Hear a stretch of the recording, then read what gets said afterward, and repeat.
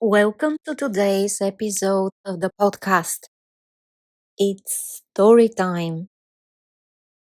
Listen to this very short story in Bulgarian language. Малката звезда и забравеното желание. Имало едно време една малка звезда, която живеела високо в небето. Тя била по-малка от останалите и често се чувствала незабелязана. Всяка нощ хората гледали към небето и си намисляли желания. Големите звезди светели ярко и привличали погледите им. А малката звезда тихо мигала встрани и си мисляла: никой никога не си пожелава нищо с мен. Една вечер едно малко момиче стояло до прозореца и гледало нагоре. То било тъжно и прошепнало: иска ми се да имам приятел. Момичето не избрало най-ярката звезда. Погледът му попаднал точно върху малката, почти незабележима звезда. Ти изглеждаш добра, казало то. Ще си пожелая с теб. В този миг малката звезда засияла по-силно от всякога. За първи път някой я бил избрал.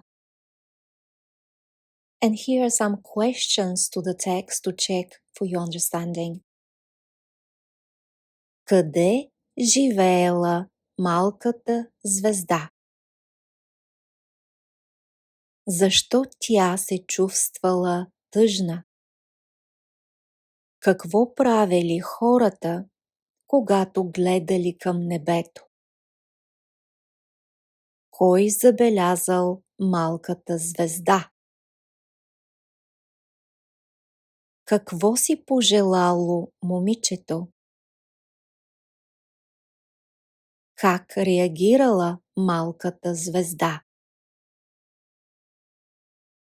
Какво се случило на следващия ден?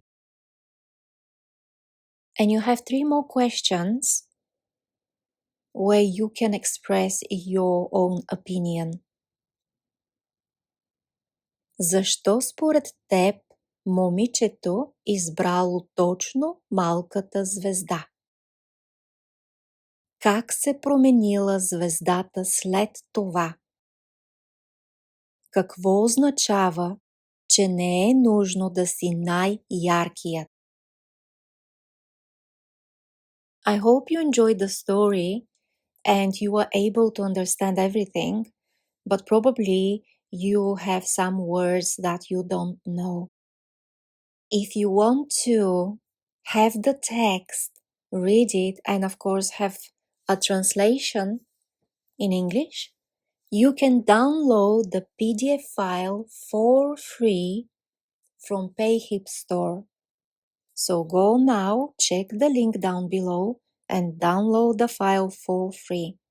And if you enjoyed listening to stories in Bulgarian language, feel free to purchase the 5 Bulgarian stories from PayHip store with PDF files that will allow you to read the stories while you are listening to them.